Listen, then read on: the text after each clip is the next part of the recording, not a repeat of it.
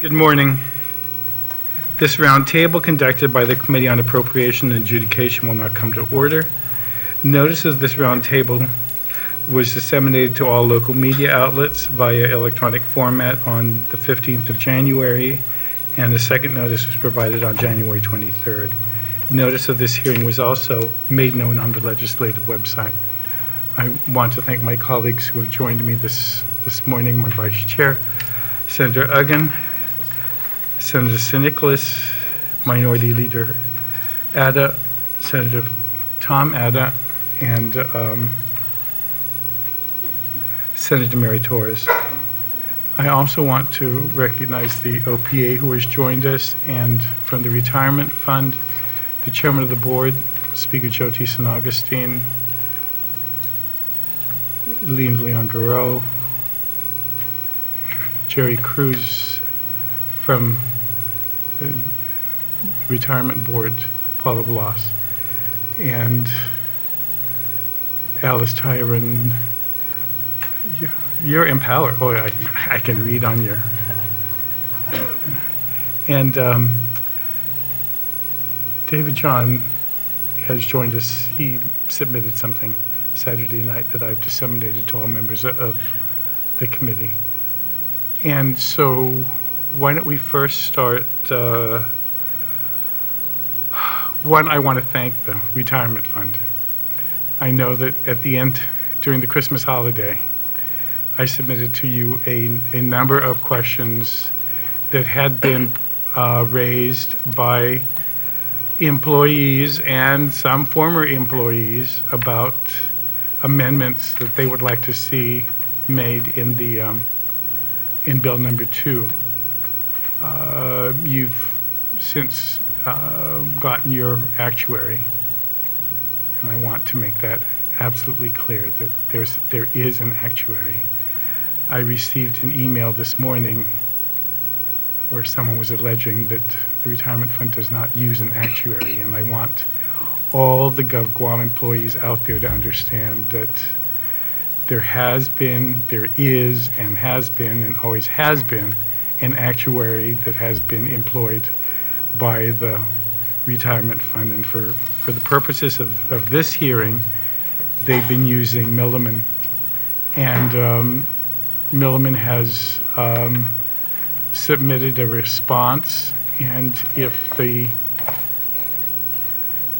Retirement Board could walk us through the response, and then we'll take some questions from the board, from the members of the legislature, and then we'll hear from David John, and I understand some community members want to also be heard on some issues. But first, why don't you give us the responses that were, or at least whatever presentation you want to make. Certainly. Thank you, Mr. Vice Speaker. Senators, appreciate the opportunity to come before you again. It's good for the Retirement Board and the trustees to be able to work with you on trying to address this issue, and we appreciate the progress that we're making.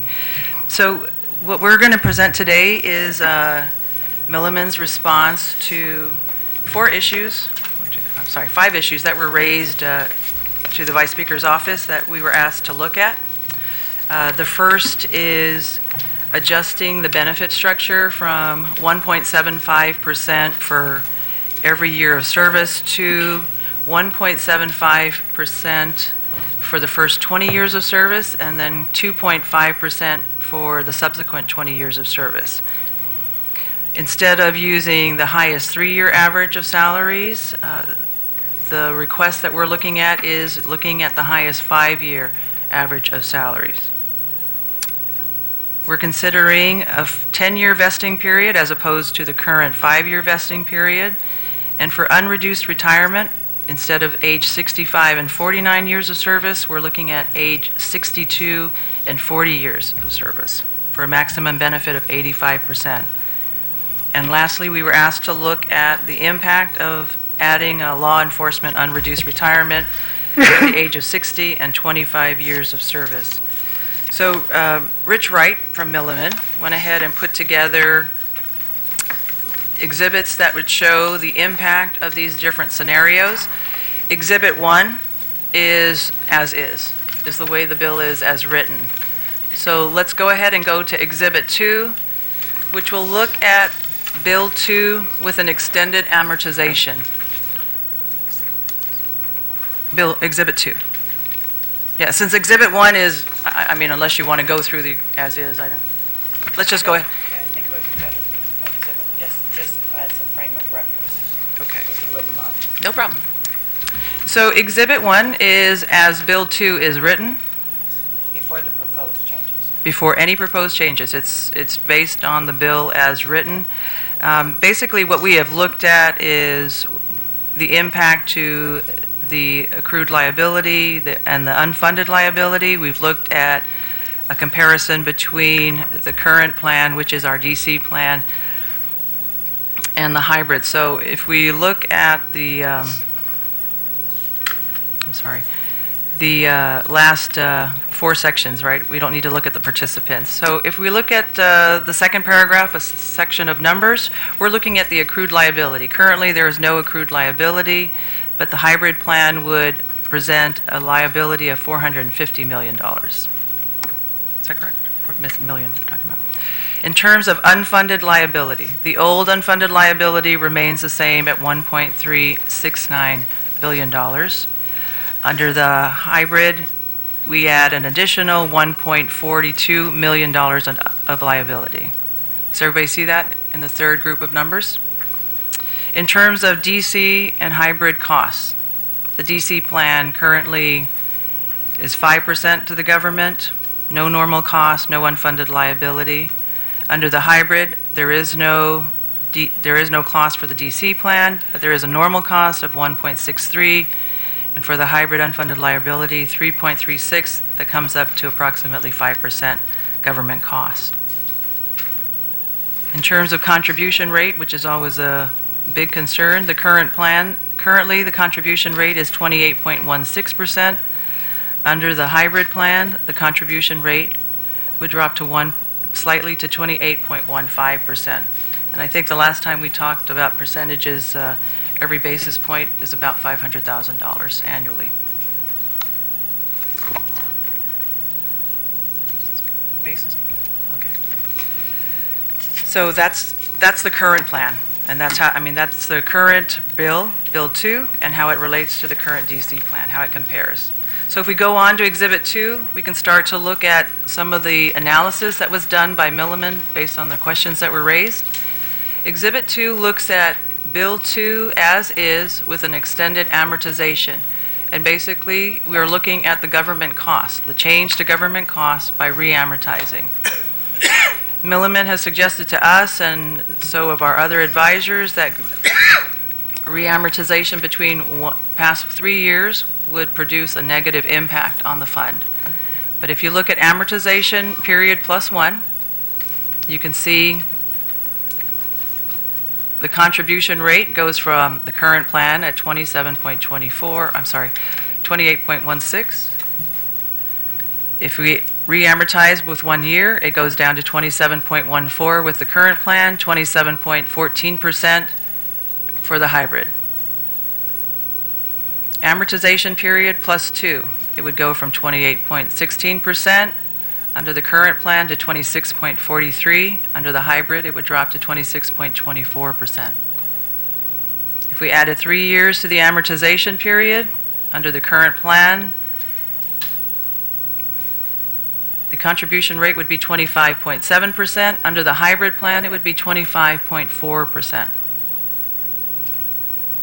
And just to clarify, when we say we're talking about extending the amortization period, which right now would expire in 2035. 2031. Mm-hmm. And so the scenarios we are looking at is adding an additional year, or possibly 2, or possibly 3. So and this is to take into account the additional unfunded liability by converting to the new plan to bring in others. Is correct? That correct. It does take that into account. Yeah. Yes. So because we're going to increase the unfunded liability by a number, rather than absorb it all, is to amortize it slightly longer Correct. under the different scenarios. Yes. All right, thank you.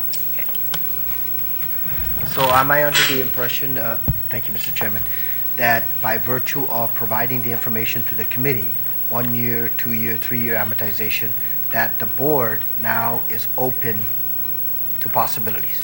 At this point, no, we didn't say that. It was. No, we, I we- understand. This is a. I mean, we really haven't considered that. We have never looked at Because reamortization. I know It's initially, not Mr. something that Chairman- we have suggested. Initially, Mr. Chairman, the retirement fund came in and they said, we want the bill passed as is. And then there were a few inquiries as to possibly extending the amortization, and the responses at that time were no. So right now, you're just presenting information. Okay. Correct. Thank you, Mr. Chairman. And the last set of numbers that Milliman put together was something called a phased 5-year change. And it looked at the amortization period, and let me see if I can refer you to page 2 of his letter, which just explains how the 5-year phasing would work in terms of reamortization. So the first layer, 20% of the unfunded liability would be extended to 16 years from, I'm sorry. This is the current? Okay, so layer 1, 20% of the unfunded liability would stay as is. Layer 2, 20% would be reamortized by 1 year, another 20% by 2 years, 3 years, and then 4 years. So you could see that he layered it and split up the unfunded liability and reamortized portions of it. And the layers, again, are the hybrid, the new plan to bring in. Correct. He used it based on, as an option for, in this first exhibit, it's looking at reamortization in that approach as opposed to a straight 1 year, 2 year, 3 year for the whole unfunded liability. He divided it up into fifths. Okay. And you can see again how that contribution rate compares to the 28.16, which is current, and it could bring it down to 26.79. Again, just for comparison's sake. Just want to clarify, understand the unfunded, let's say, of the defined benefit. The unfunded levy of the undefined benefit continuously goes down, as I'm saying, and the increase, so don't want to misunderstood that the hybrid is not creating the increases in hybrid, in a sense. It's adding into it, but the DB is phasing out. And by that time, I think we only got 8,000 left, no, less than 1,000 members left. Fine. But that unfunded of the defined benefit is calculated to expire at 2031. And by 2031, there'll be no unfunded liability. If you don't add, any additional will be attributed from the hybrid. So you both have to maintain those two figures. One is a declining one, and comes in and it's more or less either contradicting each other, he's adding to it.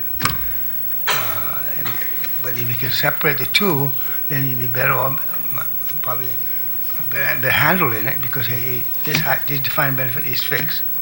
The hybrid is the one moving.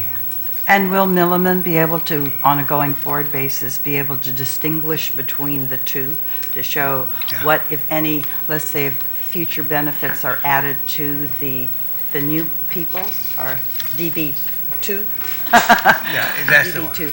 And then, so that if there's increases in the unfunded liability due to, let's say, drop in market returns and so on, we have to increase both, right? How much is allocated to DB2 versus DB old versus DB new, so that you will be able to track that proportionately. Yes, because every year the actuary looks at all the numbers and provides us with that, and that's how we're determined what the contribution rate for the government has to be. I think one of the things that I'd like to point out is that the hybrid plan, assuming 100% of DC members choose to transfer, the unfunded liability is approximately $100 million. That unfunded liability doesn't grow. What grows is a funded liability. Again, it's this pay-as-you-go, right? So one of the problems that we're trying to correct is to make sure that whatever plan we have, The employees and the government pay their share as we go along. The unfunded liability was created for benefits that weren't paid for. That's what we're paying for now. That's what that higher contribution rate is. So as long as we can continue to pay the contribution rate and pay for the benefits that have been approved, then we will not have an unfunded liability. What we have is a funded liability. It's like a mortgage. It's a benefit that's promised at the end, and you pay as you go along, and by the time you retire, it's all paid off. So it is a liability, but as long as we pay for it, it's not an unfunded liability.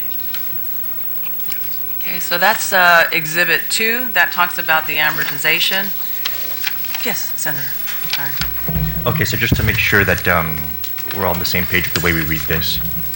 So for example, on Exhibit 2, 1, 2, 3, fourth row, third column, the 100% over age 40, if they transfer it, if we re-amortize it for 3 years, it'll bring the contribution rate necessary to fund the entire plan down to 26.77%, as opposed to going back to the first sheet of the same category, it would have cost us 29.46% if we didn't re-amortize. Right? If we did not, right?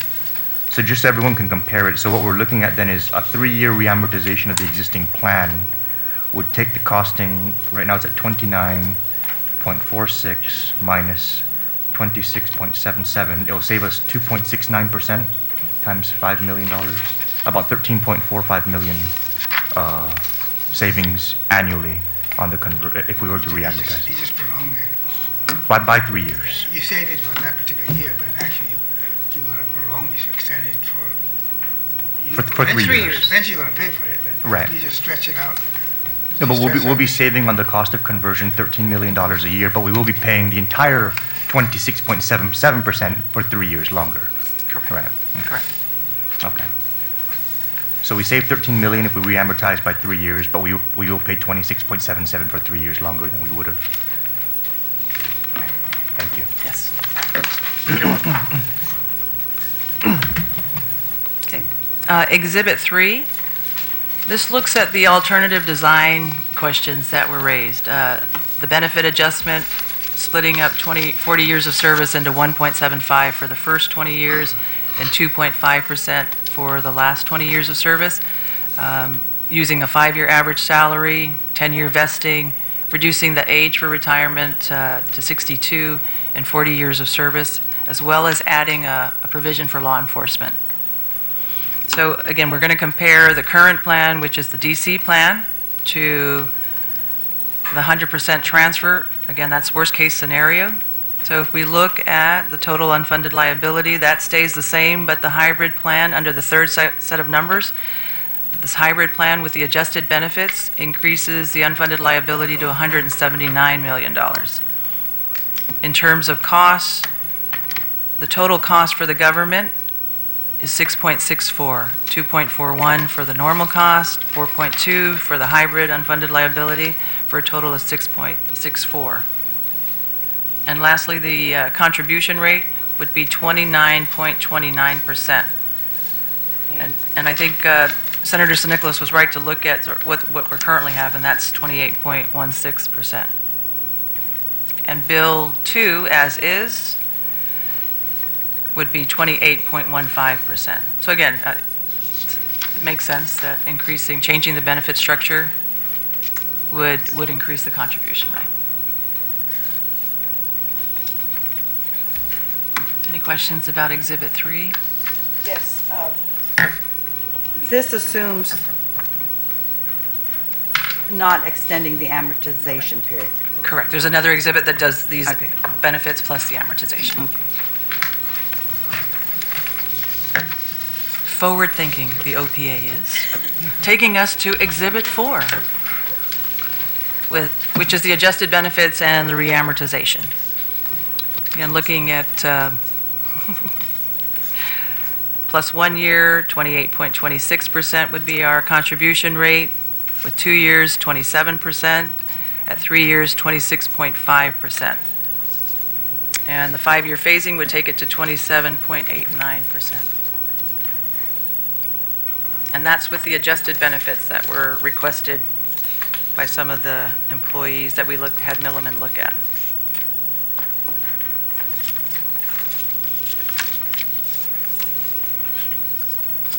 So, Mr. Vice Speaker, we think Milliman's answered the questions that were presented to you. Are there any questions for us with regards to this that we need to get clarification from Rich?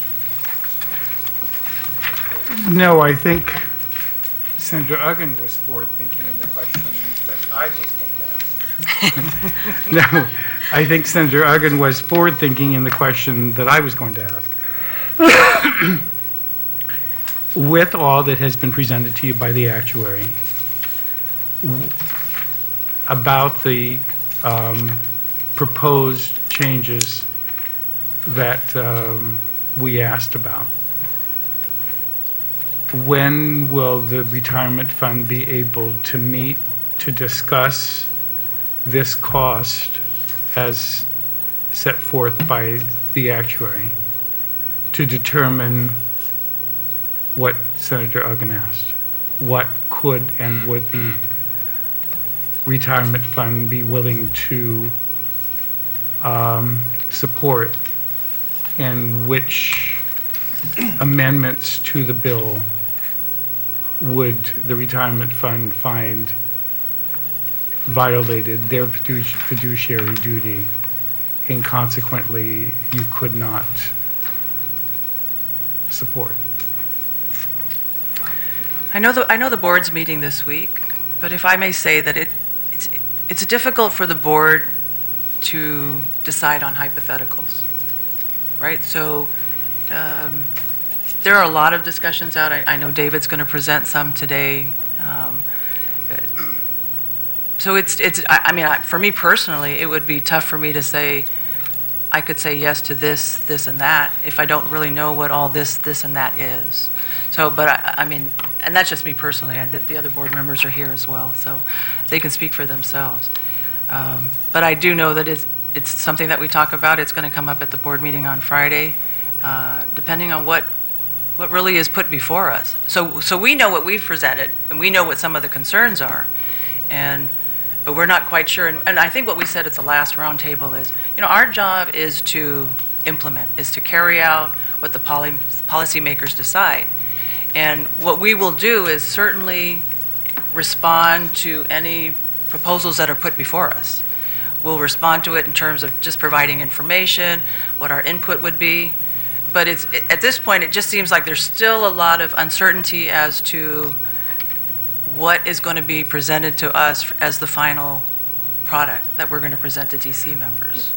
So it's tough. I mean, for me personally, it would be tough to just give a general yes. Can I just make a comment? Just in general as well.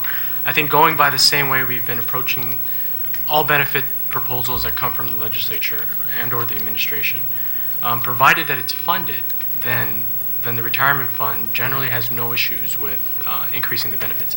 Every one of these front page issues on the benefit formula, the 1.75, all that are increases to the benefits, and all of them, as was presented by Milliman, have been funded. The only issue that's contained in here that we may have longer discussions about would be the increase in the amortization schedule. And that has impact beyond just that first year 26% savings or the 2 or 3% savings. Because those represent a market that is fixed, and as we all know, the market moves beyond us. So what we would have to determine is how much of a trade-off that savings rate would be. Because what we're seeing is just in the first year. There's no way Milliman or any actuary can really determine what the second year impact is. And so in the longer that you re-amortize, the more vulnerable the fund gets. And so that's what we would be worried about. But Bill 2, as it's currently written, you guys are willing to go to the mat for, as I understand it. Well, Bill 2 as currently written is what we proposed, so yes. And we would be yes, we would be willing to go to the mat for. And any amendments that we add might cause a current DB member to sue, invoking your fiduciary duty to represent whatever the interests are and in the best interest of the plan. So what I'm trying to figure out is how much of the, how close to the edge of this envelope can we get? You've told us Bill 2 is all that you guys are willing to do. We've now presented you possible hypothetical scenarios. Right. And if it's not possible to do that without violating your fiduciary duty, then we would love to do it. I mean, you guys are a completely different board. I mean, you guys have a fiduciary responsibility, and I know that at one point in the past when people were being sued, your mortgages were all held up. And so I don't want to do that. I'm trying to figure out what can we do that you guys are willing to do. Let me put it this way, the likelihood is that if ever we get to that point, we may have to go to court and make that determination. And then that resolves on fiduciary responsibility, if this is what the end might be. But if the court says that you cannot accept it, then we just don't implement it. We will have to seek court, if there's a serious challenge in the way it was presented, and it's a question whether to implement or not to implement it. And then we will have to assure ourselves to protect our fiduciary liability is to seek court judgment. And that's what we did with Judge Moreno last time. But if I understand the Vice Speaker correctly, we're trying to get before that, right? We're trying to see Yeah, we're trying to- how yeah. far can, what Yeah, sort I of hope- provisions and yeah, changes hopefully that's to the Bill last 2 resort. could we support? And, I mean, I guess the question for me then would be, the requests that have come before you in like these last 5, are these the sorts of things that the legislature is wanting to support in terms of amendments? Because then we can go through the list of questions that came before and and discuss them at the board level and say, yeah, this one looks like it'll work, this one doesn't seem to violate any concerns, and as Jerry said, it's going to be funded. We could do something like that, but again, not knowing what it is you want us to consider as changes, asking the question, how close to the envelope, I guess we don't really know until you tell us what envelope you're using. See, because I recognize the fact that you and Jerry and the Speaker and Paula have been working on this for 10 years. And the OPA called us to a meeting at the Sheraton 8 years ago to tell us the dire straits that everybody was in. So all of you have been working on this for many years. And I realize that time is of the essence because there are many employees, current employees in the government, who are as old as I am, and that's old as us, yes. Okay, I didn't want to out anybody else. I was just willing to admit for myself, but that there are lots of others who are in the DC plan who are as old as some of us are and need to know what they're, whether or not they can and should, or whether they're going to have to continue to work. And so we have to do something. And I'm trying to figure out what the best course of action can be. And I know people don't want to hear this, but if we keep discussing the possibility of all these other things, we may never get to the one basic one.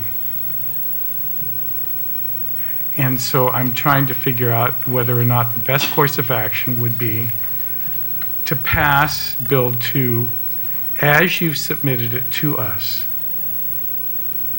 And then if anybody wants at some later date to add anything else to try to amend it, have at it. But at least the basic plan has changed, and us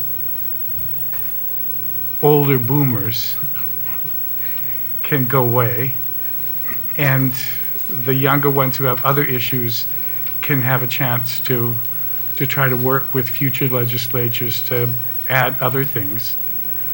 because if we keep what if, it's like the old Charlie Cornhouse for those of us that are the boomers.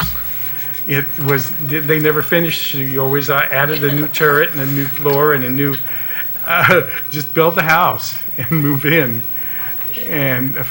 Or yes, as one person in the audience saying, get the foundation and the basic structure up, and let's start living. And if we want to expand, then figure that out later. But right now, I want a place to live.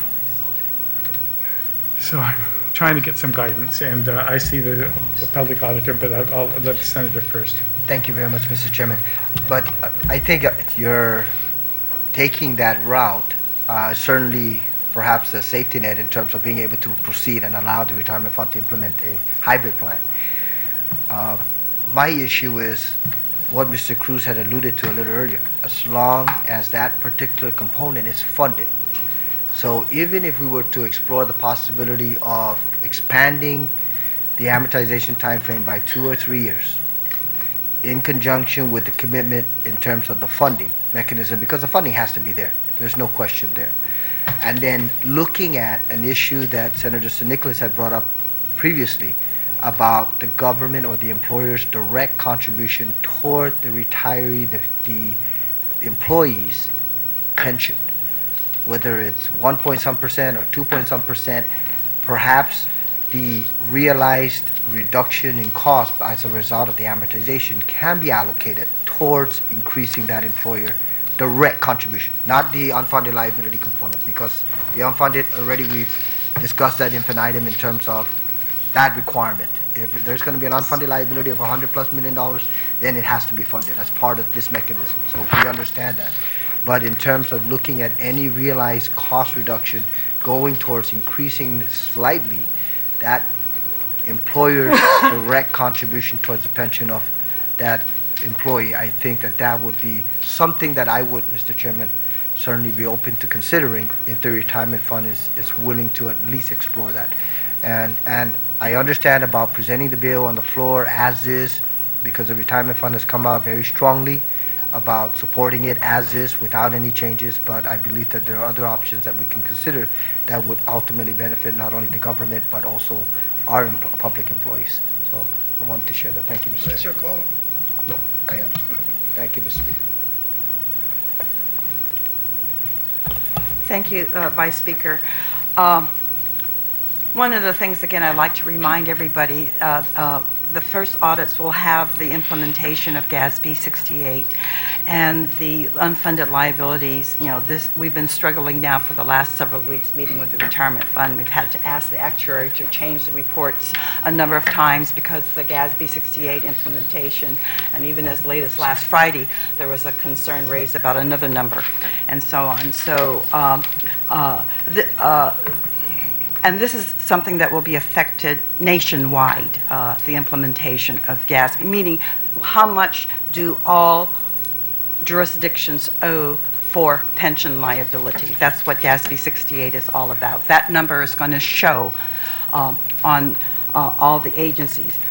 With respect to the autonomous agencies, probably they're going to be able to live with it in the sense, but it's the general fund, the Government of Guam, that's going to have the lion's share of that $1.3 million, or 1.2, actually from the GASB perspective, 1.2 million, of which $800 million belongs to the general fund and Department of Education.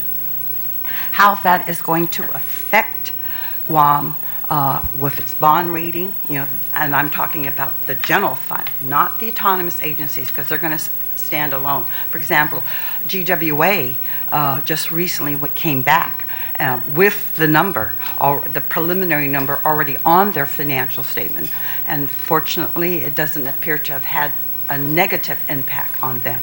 The general fund, on the other hand, is a totally different arena, and any move, to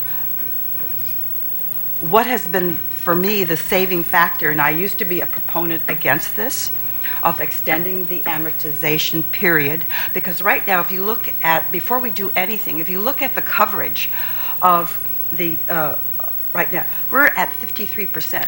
That is not where it should be.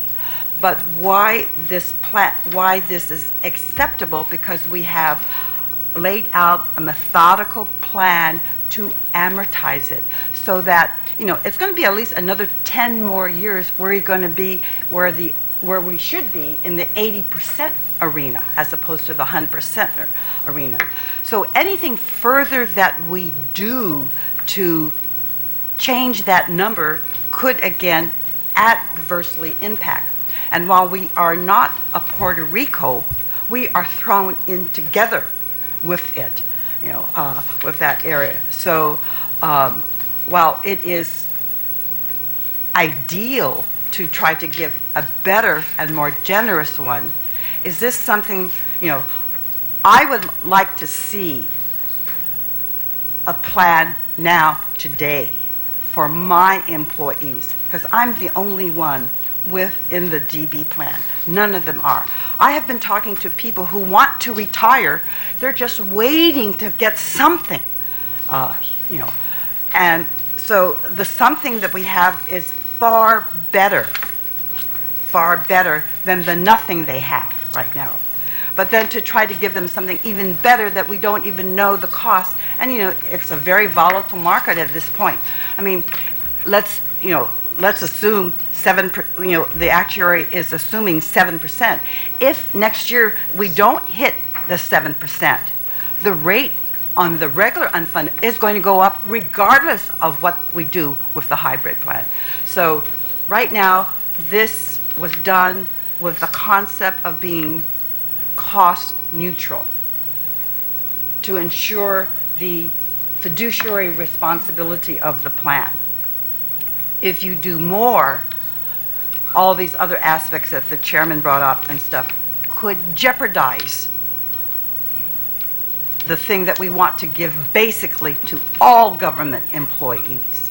And so with that, I'm in support of the bill as is, and give the time to ferment, to digest, and then come back in the next legislature then to look at where are we and can we afford. But the bill as is what we feel is a viable solution to a long problem that we've been talking about for the last 10 years. And while the other one seems to be very logical, when you extend the amortization 3 to 5 years longer, you're not just extending it for the hybrid portion, you're extending it for the entire portion. That's 5 more years of paying 26, 27%.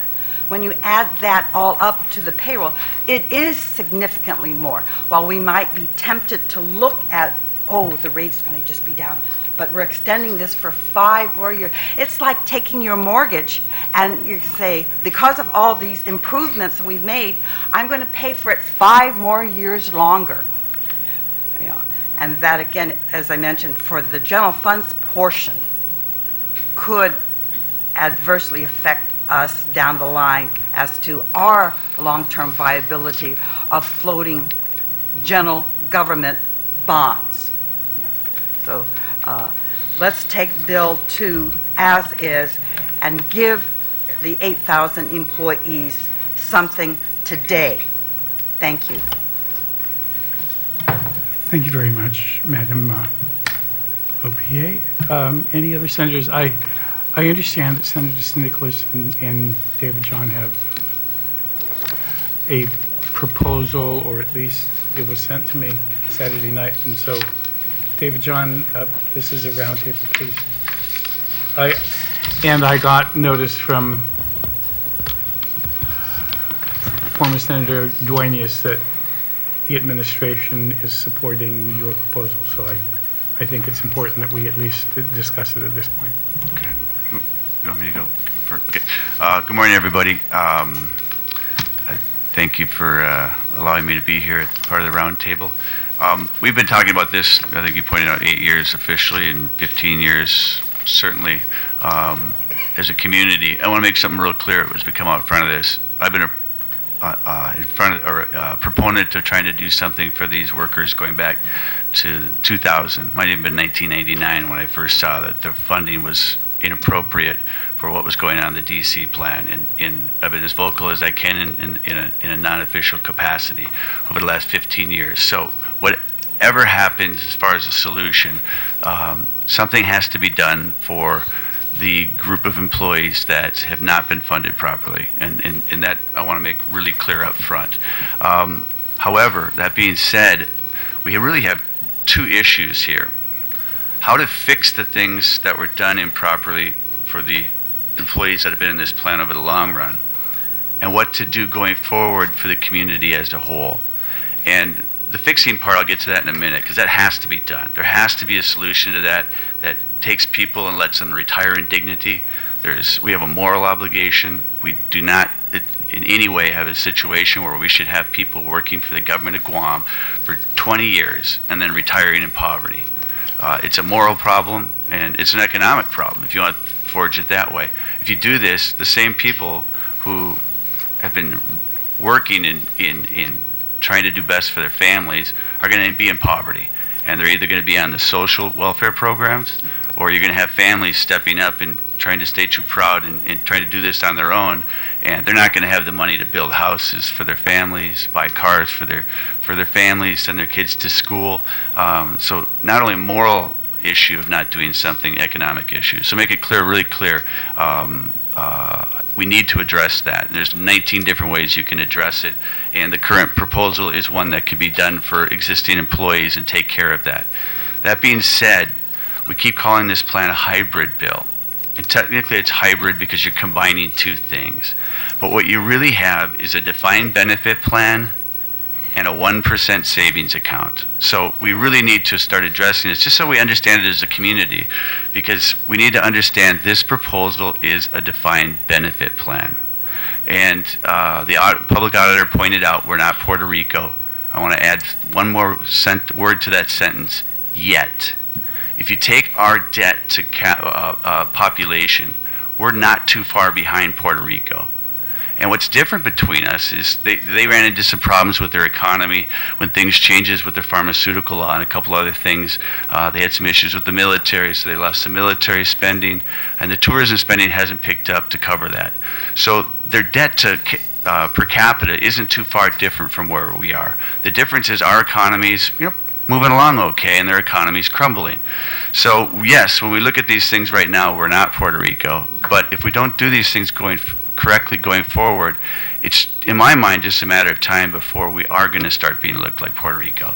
So there has to be something to go into the old system where it's going to create some liability for the government to take care of these people. But going forward, if we get into a defined benefit plan going forward, it's not a question of if it's going to affect our debt rating. It will affect our debt rating. You got the letter from the bond underwriters earlier last year when we asked for it. When I talked to the guys that are involved with it, it's off session, just discussion, so it's not official other than the letter you saw. But basically what they say, they frame this when they look at Guam. First time someone looks at Guam, they see our debt ratio. They go, how the heck did Guam get such a high rating? And the explanation comes back to it, and it is because the retirement fund has held their ground and made sure that this policy of paying off by 2032 is in place. So when the underwriters look at us, they say, well, yes, the debt's out of hand, or not out of hand, but it's really high. But we have two things going on for Guam that allow us, as bond underwriters, it allows them to still look at Guam positively. One, we're paying what we said we were going to pay, and two, the cover's on this thing. There's no future mortality. There's no future defined benefit liability on the government. We're now going to take the cover off the pot and put a new defined benefit plan. Not just for the workers that would need to get fixed. Something has to be fixed there, and it's going to create a liability. This is not fictitious. You're not going to make up money. Something has to be done for the workers that have been squeezed. But if you open this thing going forward, that's the key. Going forward in perpetuity, kiss whatever work we've done to get our bond underrating in place out the window. We will be lumped in with Puerto Rico. It's just a matter of time. So what I would propose is this, and I don't think we're that far off. It's just some of it's semantics, some of it's how you structure these things. But I would propose is to continue down the road of trying to get Social Security in place for the government. Now, that could take another year or two, so you don't wait that long. So bear with me, there'll be a solution for that. But go after that, because we actually have an opportunity here to do something very, a major change to our economy. One of the things that we have in our economy right now is workers will go to work for either the private sector or the public sector, and 10, 15 years into it, they really can't change back and forth. If you're a private sector school teacher, you're in the private sector. Because you go to the public sector, it's an entire different retirement benefit schedule, and vice versa. And that creates an inefficient workforce, and also creates inefficient opportunities for workers. I mean, the workers are sitting there saying, well, I like the job over there, but I can't go over there because my benefits will change. So if we could have a single retirement system in place for public and private workers, not only would that create a more efficient government or economy going forward, but it would create a more efficient opportunity base for our employees. So it's win-win. So if you could get Social Security plus a solid DC plan in place, you would have all the workers in the government, which is what hopefully would have been done. If that would have been done straight out of the gate, we had gotten Social Security plus DC, then we wouldn't be where we're at. So you get that in place going forward, and now you have one workforce. Now I know there's a hurdle to get over with the Social Security. It's not getting it for our workers. We could get it really quickly. The problem is if you just go into Social Security without going through congressional work, all our employees would have to be tossed into Social Security, and that makes no sense. A 60-year-old getting tossed into Social Security who will never benefit from Social Security makes no sense. So we do have to go through Congresswoman's office to get that in place, and it may take some time. But once you get that in place, you have that plus a solid DC system, you have one workforce. Workers can move from private to public to private with no issues. And to me, that's my biggest thing. I mean, we have an opportunity to reshape our economy. Now, circling back to how to solve this, if that would take care of workers once that got in place. That could be tomorrow, that could be 2 years from now, and we can't wait another 2 years. So how do you solve it for the workers that are really been mistreated, but I'm trying to think of the right word, that are really in a bad shape by this plan, and then those that are, if the funding is correct going forward, and that's key. You look at this, the unfunded liability ratios go up when we move these employees in. That means is if you funded this, whatever you're going to do correctly, even if you stayed with, which I'm not advocating, but you funded the DC plan correctly going forward, that the DC plan has a higher funding ratio than the DB plan right now. So there's a group of employees, and it's not everybody that's in the DC plan, if we were to properly fund this going forward, that are in a bad shape. It's a much smaller number than that if you funded it correctly going forward. So the solution would be this, is again, Social Security plus DC once that comes into play. And then you circle back on how to handle the employees. And this end of it, there's 17 different ways you can do it, including the hybrid plan, or the existing structure that's in place. But the proposal would be is to put in place a what's called a cash balance plan, with funding ratios equal to what they would be under Social Security plus the DC plan. With that, when you got it in place, you wouldn't even need to change your budget.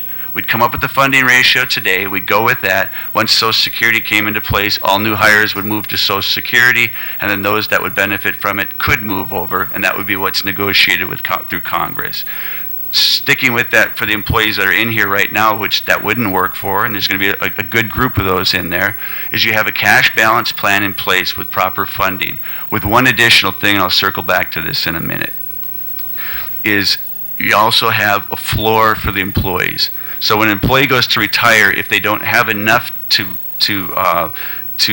calculate the minimum floor, that's where the government would come in to backstop it, and there would be a liability from the government standpoint. But it would be just for those employees that are falling short.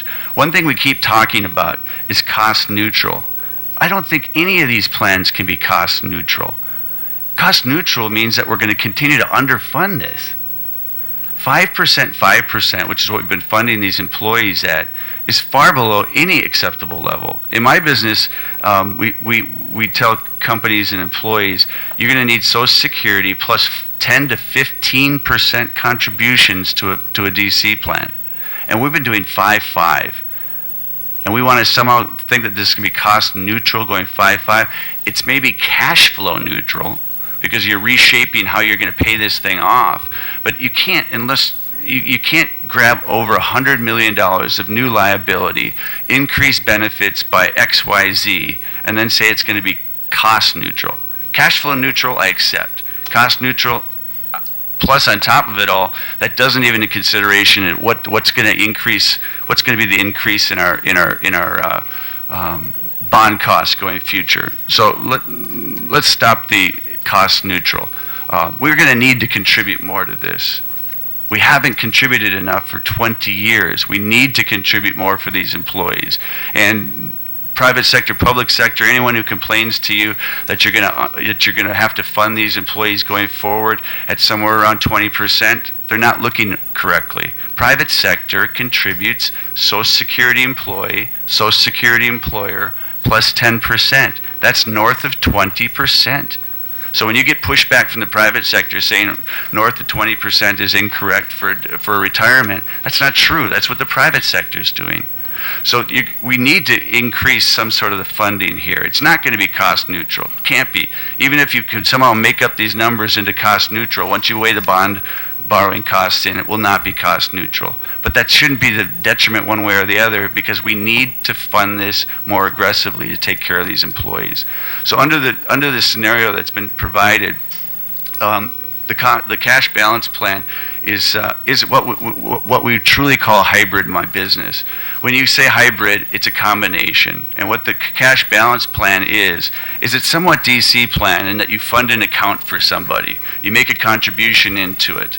Where it's DB is that the rate of return is guaranteed. So it's guaranteed by the Government of Guam. So when the markets are zigging and zagging, it's a steady return into the employee's account. Whatever that return is stated to inflation. So it's LIBOR plus or CPI plus, but it's some rate that's reset every few years based on an inflationary environment. Inflation's low, it might be 4 or 5, 6%. We're back in Paul Volcker times, it might be 12, who knows. But it's inflation plus a certain degree. You fund that account, and then when the employee retires, there's a calculation done. If the amount of annuitization is required to fund that floor is lower than it, then the government would backfill it. So you'd have to have some sort of a pool set aside for that. That's not that much different from the hybrid plan from that going backwards. But what's different about this, and what I just want to make it so clear, is going forward is the big problem. What we do for the employees that are working right now, and the workers that have been really, I almost put a bad word in there, that have been really mistreated by this plan. That's one thing, and I think you can explain that to the bond markets and explain it to the lenders that we're trying to do the right thing for these employees. And if you want to do it in economic terms, lender, if you don't do this to the employees in this group, then you're going to have a bad economy, and you're not going to get your money back anyways. So we have to do something for that group of employees. What we like about this plan is it moves forward without creating new future liability. It takes care of the employees with a floor going backwards, and does not create a defined benefit environment for the bond underwriters. So it does take care of everything I think everybody wants to solve, and that's how do you take care of people to allow them to retire in dignity, allow someone to come to work every day and not be able to retire and take care of their family. But at the same time, you're not taking care of the retirees if you screw their grandchildren. And if you take the debt and you run it up, and we become Puerto Rico, and we're not able to access capital markets going forward, you're going to put our territory in that position. So again, I want to clarify, I'm all about fixing this for the employees. I've been saying it since 1999. I am not here saying is, the employees were in that system and they just have to deal with it. No. When you go to work for an employer, you're expecting that you're going to have the floor. In the private sector, our floor is Social Security, and in the public sector, it's the retirement fund. What I'm proposing is going forward, you have a single retirement system for the entire island. You take care of that. It might take a little bit longer to get there. We don't wait. We start funding it directly at those same rates today. You could have it in place very quickly, start funding the cash balance plan at the same rates as the Social Security. Negotiate the floor, and I'm not going to propose what it is because that could be all over the place, but negotiate a floor which is something that is adequate and meets the needs of the retiree. That would be the big key to this whole thing. What's the floor? Because you could fund it with the hybrid plan that's being proposed or a cash balance plan, but you need to fund whatever that floor is going to be. But please do not put another defined benefit plan in place for the island. We're not solving anything. We're temporarily putting a Band-Aid on something that's going to blow up. And if we're trying to solve something for the retirees by sticking this to their grandchildren, it's not solving anything. Thank you. I'll be open to any questions you might have. And the proposed specifics are in there. I'm sorry. And also sorry for my rasp voice. Okay, thank you. Thank you very much, David. And Senator Stinkler. Thank you, Mr. Chairman. I do appreciate the data that was provided with the recent analysis from the retirement fund. My concerns with regards to the whole proposal are very similar to David's in that, first of all, I can support the hybrid proposal if we contain it to existing employees only. If we open it up where we're offering the hybrid as the plan for all new employees, that's when the unfunded liability risk, becomes open-ended as it was back before we converted over to the new plan. So if we can have a system where it's existing employees only can convert to the hybrid, and all future employees will be under a cash balance plan, or I would propose maybe a cash balance plan with benefits that mirror Social Security with a government contribution rate and an employee contribution rate of 6.2%. That's the first thing that we can put on the table. The second thing is that really concerns me is just how we've come up with in the original Bill 2 of funding the conversion to the hybrid. If we can come to terms with the idea that a reamortization will be the means from which we will find the extra percentages necessary to bring the employee contribution rate down from the proposed, 9%? 9.5%. If you take that 9.5 minus the 2.69 of the reamortization, 9.87, almost 6.2%. So a 3-year reamortization based on these calculations will take us almost to the 6.2 contribution rates that'll kind of match everything up. So if we can reamortize for 3 years, limit the hybrid to the existing employees, make new employees go into a cash balance plan that mirrors Social Security, also at the 6.2% contribution rates, then I think that we've come to terms. Because what we've just done by doing that is, one, we've contained the unfunded liability risk only to the existing employees, but we're not keeping it open-ended. Two, our contribution rates will be matching the Social Security contribution rates when it eventually gets turned on from the federal government. And three, new employees will be put into a plan that does not have an open-ended unfunded liability risk. And I think that that pretty much will put us all on par if the retirement fund can go back and discuss that. And I really don't think that the reamortization would have a fiduciary risk, because the purpose of the reamortization is for the benefit of the members. So long as the actions of the fund are for the benefit of the members and not for the benefit of the government, not for the benefit of the general fund, but for the benefits strictly of the members, then I think that you're meeting your fiduciary duties, and that that you can seek whatever interpretations you need to in that regard. But if the purpose of this reamortization is for the retirement fund members to have a reduced employee contribution rate, then I think that it all matches up. So I would like to I guess leave that with the committee, Mr. Chair. Hybrid plan for existing employees only. Reamortize for 3 years and bring the employee contribution rate down so that everything matches up to 6.2%. All new employees that get hired after we pass this will go into a cash balance plan that mirrors Social Security at 6.2, and mirrors their benefit schedule, so that when we finally do turn on Social Security, everything just smoothly transitions over, and all of the contribution rates are the same. I think that we would have at that point built a system that not only addresses the existing need, but also has the mechanisms in place to smoothly transition over when the new opportunities present themselves. Thank you, Mr. Chairman. You wanted to comment? That's a lot. And I apologize, but one of the things, I too am in favor of Social Security, but one of the challenges I think I see with this, and I probably would be better to wait until the actuary comes up with an alternative, with what that measure is going to cost. But if and when Social Security does come, okay, and I would like to say it's not if it comes, but when it comes, I would like to hope that it will eventually come.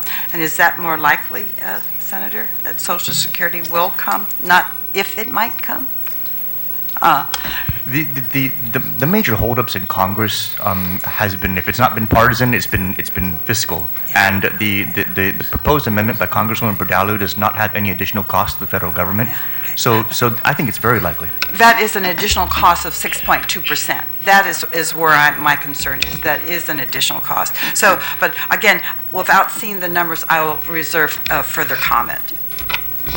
Okay.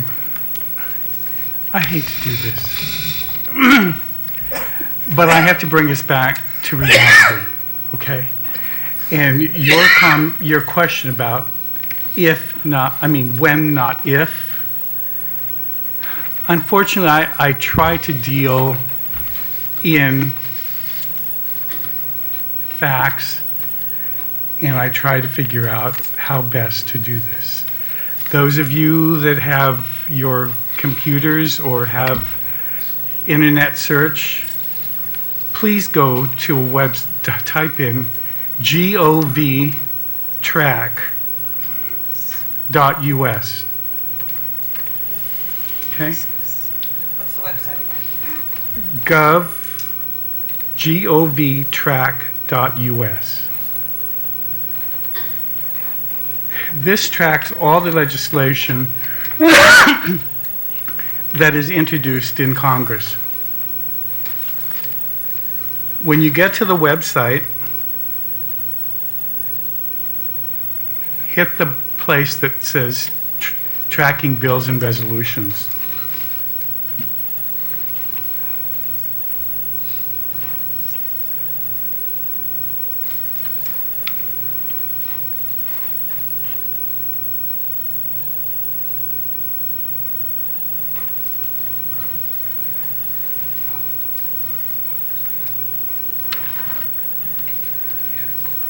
And if you go to that website, type in the Congresswoman's bill number, which I think is 3642 or 3246.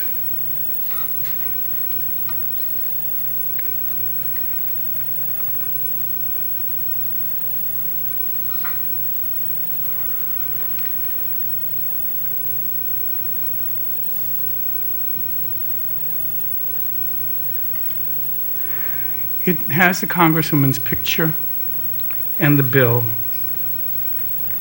I have the wrong number.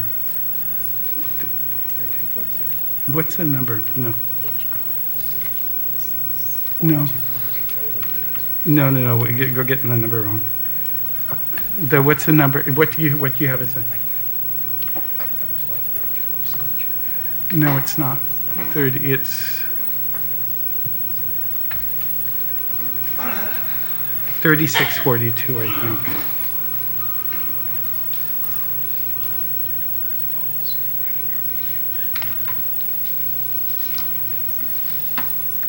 No, that's not it.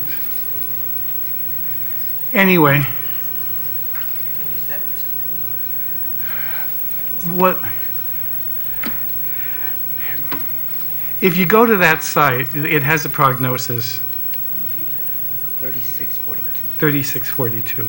Oh, 3642. Okay, Senator Uggan, if you would please read the last line on what the prognosis of that bill coming out of Congress.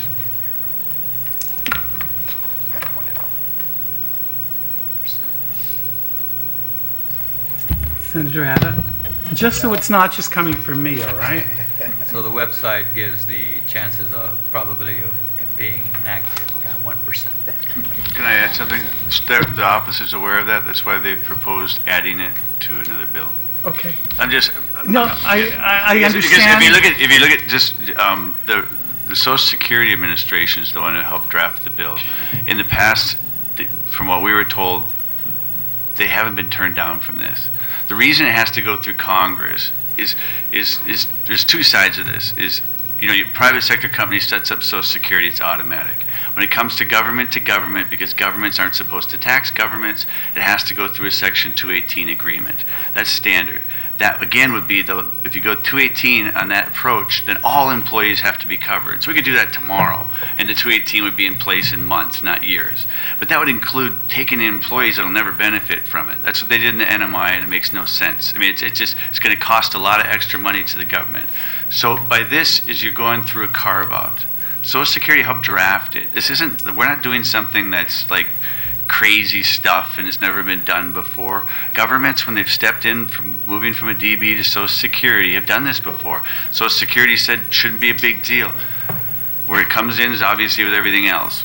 Our Congresswoman doesn't have the clout on the floor because of the structure. So what she was talking about was she acknowledged as a standalone bill, the chances that it would pass were very difficult, but that she would attach it as a rider. So I think before you go and spread that out there, I think it would be at least fair to ask their office what their plans are for that. Because they made it really clear. I Lena was understand, there, David Dave John. was there. I think you were there, Lena, but Dave was there. Dave O'Brien was there in the meeting. Chris Duenas was there in the meeting. And she said that standalone, not the way to do it. We're going to put it on as a rider. And so I don't know the status of it, but I don't think that's fair to just say 1% chance on something. I didn't make that number up. I know you okay? didn't, but I think what you're only looking at is we only have But one single compare it opportunity. to type in Yeah. HR 44. I'm not to disagree No, with you. but I'm just As saying- a standalone, it is 1%, obviously. But type in HR 44, and you'll find the prognosis for that is 5%. Yeah, what's it? The Loyalty Act that she's introduced for the last 5 sessions. Reparations. Reparations. We've been waiting on that 40 years. All right? And that's listed at 5%. This one has a 1%. As a standalone. And I'm not trying to argue with you. I understand, but she's also tried to do it in all kinds of different other ways. It still hasn't gone. So I'm just Part of want it, everybody to I don't understand. know if they're clear that that's, I know they want to do it, but when you're talking to them, it's what's the clarity on this? What's the real direction? Are we going to do this and then it's not going to be utilized? This is the number one importance. Is the governor behind it? Is the legislature behind it? I think if we all got behind it and went with her and pushed it, and this is a cool part about the solution that Senator St. Nicholas is proposing is it will get done. But the cool part about, or it's cool, it sounds like I'm slanging this. The part that wouldn't really matter is if you fund the cash balance plan, it could be 5 years from now, but you're properly funding those employees without creating a defined benefit plan that creates all the other problems. So we fund that cash balance plan. I don't care if it takes 5 years. Those employees are taken care of. And in 5 years from now, Social Security kicks in, 3 years from now, 24 months from now, 12 months from now, never. But if you haven't created a defined benefit plan like the hybrid proposal is there, and you've created a system as a set of funding mechanisms as the Social Security component and a DC plan so that it's not so far off for employees that want to transfer back and forth, but eventually it'll get done. I mean, I shouldn't say that, you're right. It's not fair to say something that I don't know. But there's a much better chance than that.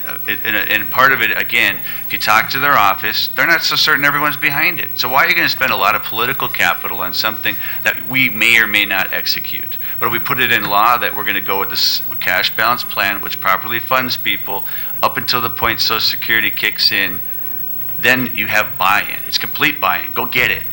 It is worth using political capital over. That's my point. I don't want to argue with you. I'm sorry.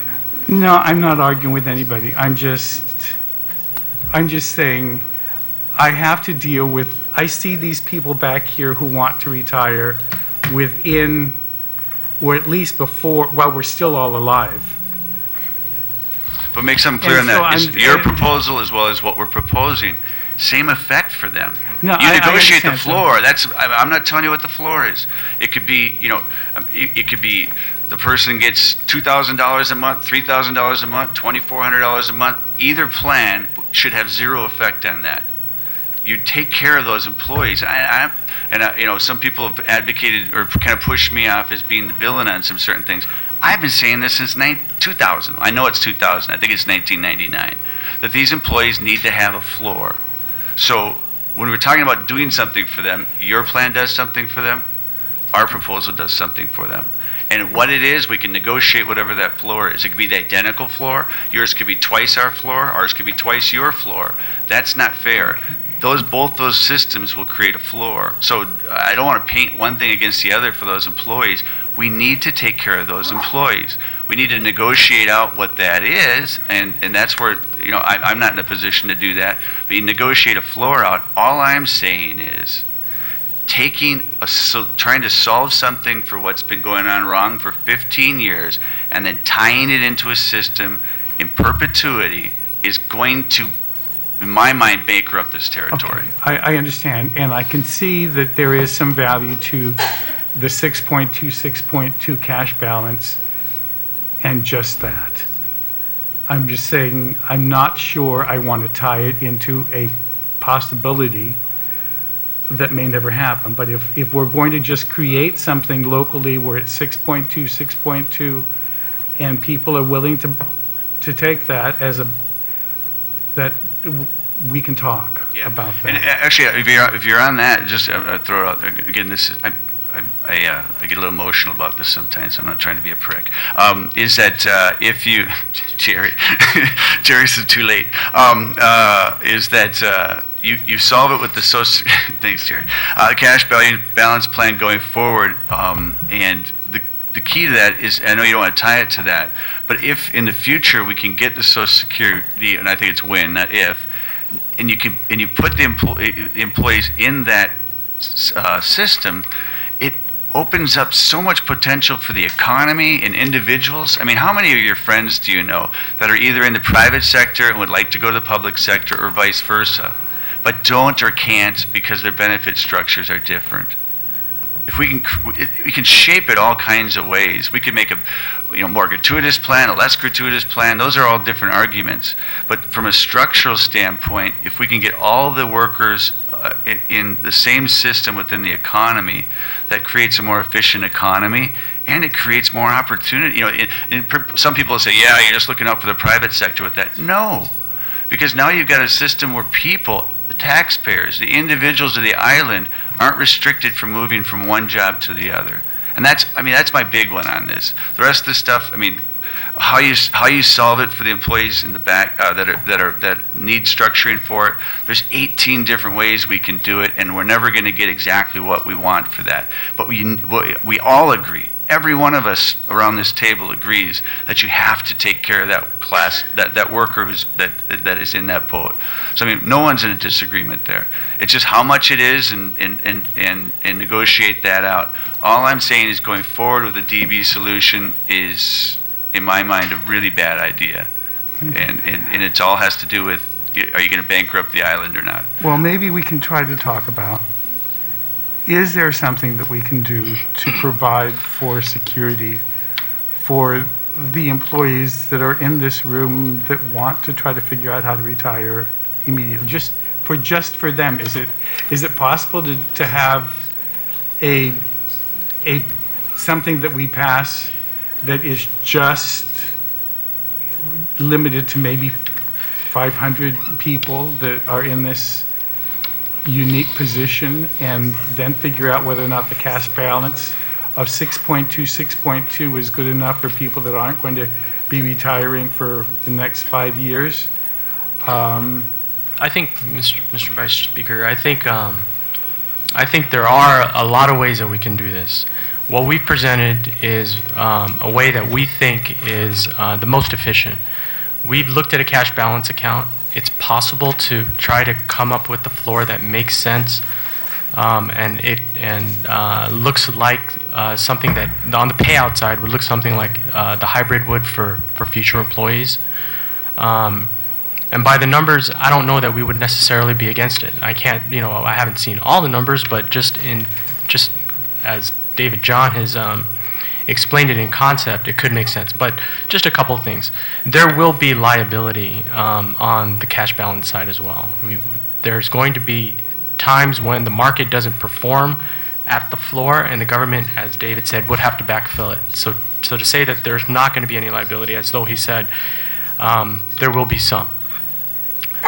The main reason why we started this exercise was to address those that have been in the plan for since beginning and are close to retirement. And it's what I'm hearing, even in this proposal, is that we can agree that something needs to be done with that population. And so that was our main motivation. And if we can get something that addresses that population, maybe we can look at how we figure out those going forward. I've personally been all of the opinion that if we don't have Social Security isn't a solution until it's available, and I understand that we're working on it, but we can't use it as a solution until it's there. To formulate some sort of plan that looks like Social Security is fine. We're always open to suggestions. We've looked at this in so many different ways. We're always looking at, and we're continuing to do so. So it's not as though we're closed to any other possible solution. There are simple trade-offs, though, that we need to consider. And I guess that's all we're saying. What we've looked at has a certain amount of costs. What has been proposed either adds or detracts from those costs. And at the end, as long as we address those that we came in to address, then I think we can find some common ground. Okay. If it's okay, any of the GovGuam employees wish to speak or be heard? Come on up. Senator, just if I said no additional, I agree with Jerry. I didn't mean to say that. I meant no additional, not defined benefit liability. There will be up and down investment liabilities. Hi, I'm Adelina Portela. I've worked for the government for 25 years. I came in 1990, and then I switched because I was thinking at 55 I'd still be healthy and I could go travel. But my husband is sick. He has heart disease, and so we can't travel anymore, so I'm stuck working. Now I want to retire and I can't. And can I have your name, sir? Mr. David, I truly, truly agree with what he said. He said the government has cheated me out of my retirement. You guys owe me a lot of money. So I need someone to fix it, because I've worked and devoted my 25 years of my life, and I can't retire until maybe I'm 65, 70. My dad's still alive. He's 83 years old. My husband is 73 years old. I'm 57 years old. And I don't know where to go. Should I get a night job? I don't know, but I can't bless my grandchildren. I can't buy my grandchildren cars and graduation gifts, and I can't travel because I have to keep working. So I appreciate that everybody on the table has concerns for our group, but I would like to appeal to everybody's heart that please do the right thing for the group. Thank you.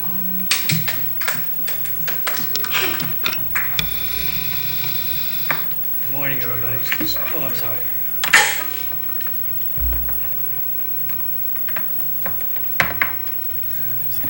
Anyway, you guys could hear me. All right. Anyway, you're probably wondering why I'm here, because, I'm out there in years, like you said. But I'm here in support I'm supporting my three children who graduated from the University of Guam with master's degree. So they're constantly coming back to me, asking me, Dad, can you do something about our retirement system? My children are all professionals. they're all teachers, and like I said, they graduated from UOG. As a matter of fact, my daughter, I think, knows who you are, with a background in education and also public administration. And like I said, I'm here in support of the present employees right now. And I would have to bring the point again that my wife, up to now, is still working for Government of Guam because, like I said, when that brand new or the new defined contribution plan was actually introduced in 1995, I think. Okay, back then, the administrator for that particular program sort of like bamboozled everybody. He went out there encouraging everybody to switch to this particular plan, which is the plan she is presently in. And when I spoke to her, I said, you know, honey, I don't think this plan is a very good plan because, like I said, in the future, this particular program is based on investments. Exactly, it fluctuates back and forth. As a matter of fact, I was just listening to the program on television. I think the 401k actually took a nosedive of $8,000 just a week ago. So like I said, it depends. You know, the market actually sort of like control what's going on in the world's economy. It's not U.S. economy anymore. The economy is sort of like wide range. It's a universal, a global economy. China is our second strongest economy. As you can see, China is going downhill. So, like I said, America is still number one. And like I said, I'm only here in support to get a new plan. I don't want to deal with the semantics. I don't want to deal with all this intricacy of all the percentages and stuff like that. I just want the new conversion from the present defined contribution to the hybrid plan, which is, like I said, you pointed out a very suitable plan for the people that are in there. And then worry about the future employees that are coming in, because I know that you guys are not going to be sitting here 10, 15 years. We're going to have a new body of legislature, so let them take care of that. So what I would like to see is because we have thousands of people out there. I run into almost every day, because they know that my wife works for retirement, and they're trying to encourage me to go and be an advocate for the new plan, which is the bill, 2-33.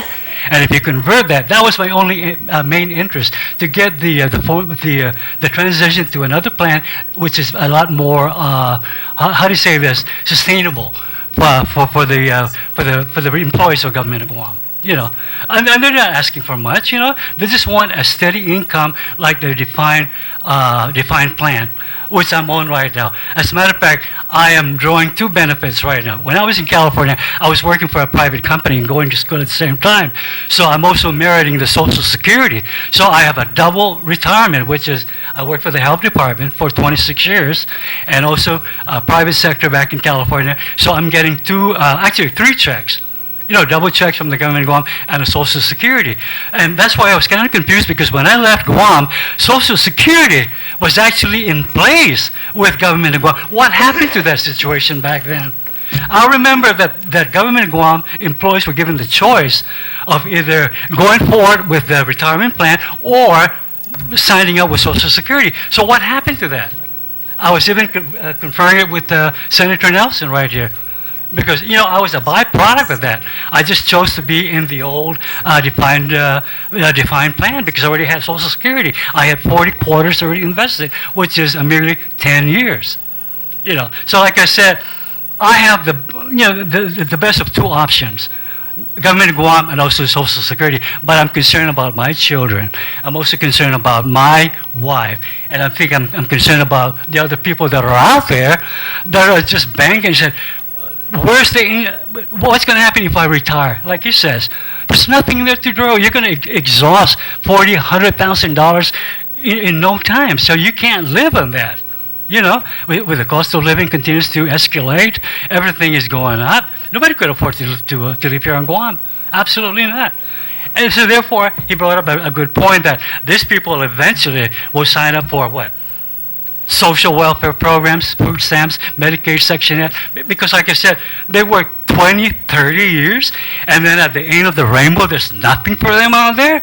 Give me a break, man, you know? What is the purpose of retirement? When you look at that word up there, what does that tell you when you say retirement? Huh? When you retire, what does that say?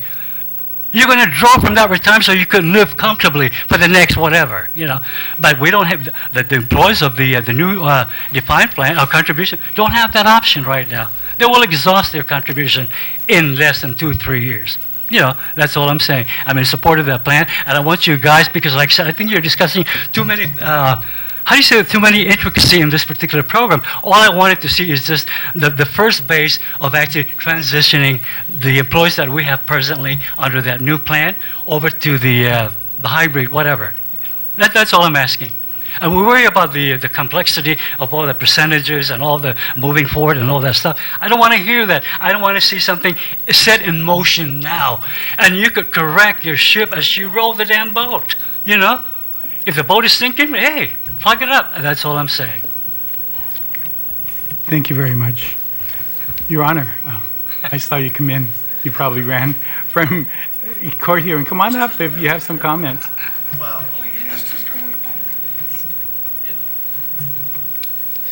thank you. I haven't had an opportunity to look at the latest, iterations. Again, I think every time I've come here on these roundtables and we've talked about the different scenarios, again, to me, there's ways you can make it more conservative, ways you can do that. One is, again, defining retirement, but retirement also includes, the idea that it's just you and your spouse, and you're not raising 3 grandchildren, and you're not paying for tuition, and so I think there's still some unfortunate misunderstandings by some of the workers. But the idea, again, is if you increase the average annual salary that you're basing the benefit on, that makes it more conservative. And if you increase the date of vesting, that makes it more conservative. And again, it's a retirement, so if you increase the age at which you can apply for it, that makes it more conservative. But the reality, as we've always talked about, and everybody is unanimous in that respect, is that the present system isn't sufficient for the vast, vast majority of the employees. And I think he had talked about, again, everybody always brings up Social Security, but if it's not available, then it's no different than other solutions which are not attainable. Until it becomes a reality, it really shouldn't be part of the discussion, because it's a theory, and it's just if it's a theory, it's theoretically, but again, you have the penalty that you have to overcome for those that have been in the system for 25 years now, or 21 years, right? 95. So, and that's about it. It's the same comments I think that I've made at all the prior meetings. Thank you very much. Anybody else? Could I Go just, ahead. I'm sorry. Oh, wait. Go ahead. May I just ask, You, Senator? then you. Go ahead. Senator, just a couple of questions to make sure that we, so if I understood correctly, from what you said, the hybrid would be okay for current employees, and for new employees, we'd look at the cash balance plan with contribution rates that are equivalent to Social Security.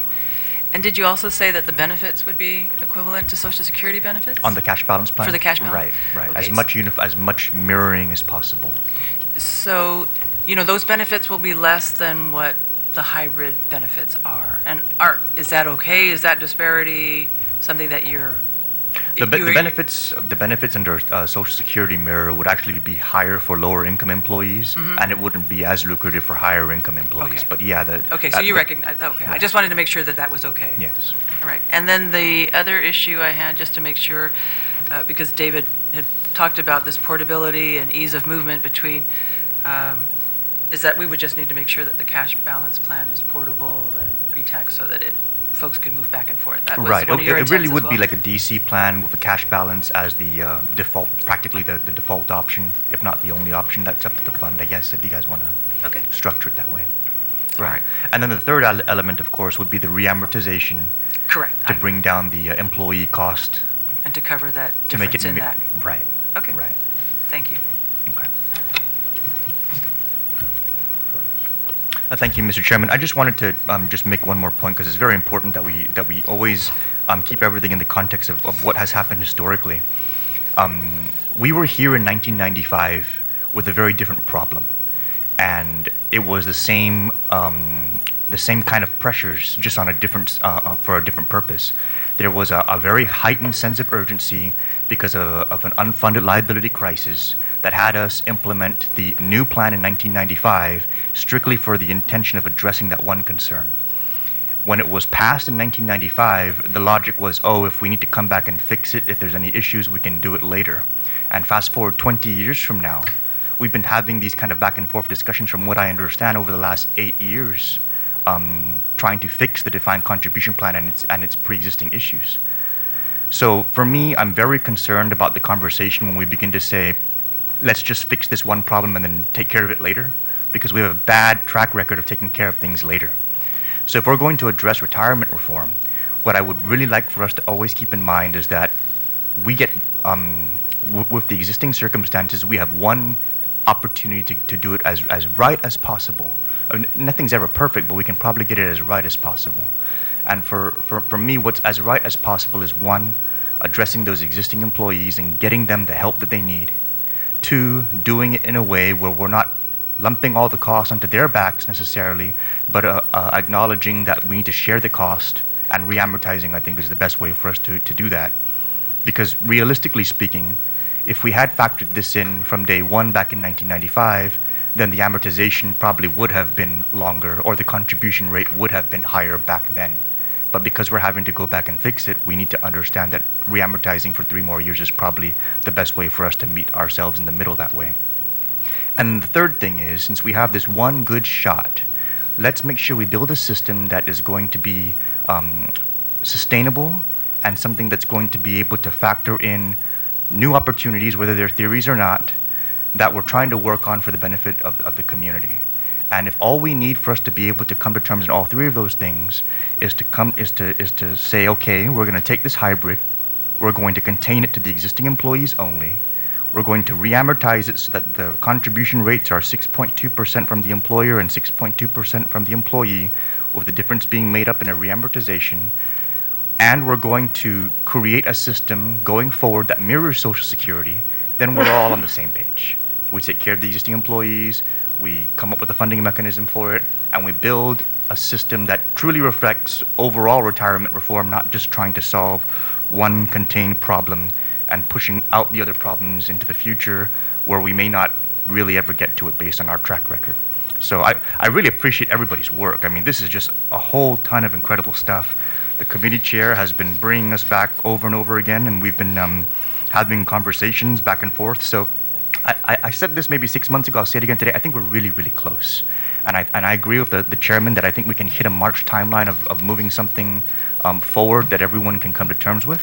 From at least on my side, the legislature, and maybe even from the administration side, if we're able to have all those different situations addressed in this one effort. But I appreciate the effort, Mr. Chairman, and from the retirement fund, it's been a lot of work and very enlightening. But if it wasn't for everybody sharing not only their concerns, but the options and the opportunities, I don't think we would be where we are today. So I guess just to all those who are waiting to retire, I'd just like to say that we're getting there. We're almost there. We're almost there. Thank you, Mr. Chairman.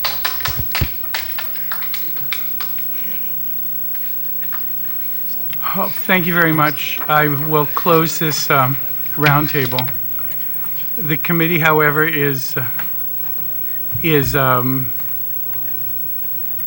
going to not adjourn today. Well, I'm recessing this committee because Senator Snickles and I have a roundtable. I mean, an oversight hearing this afternoon.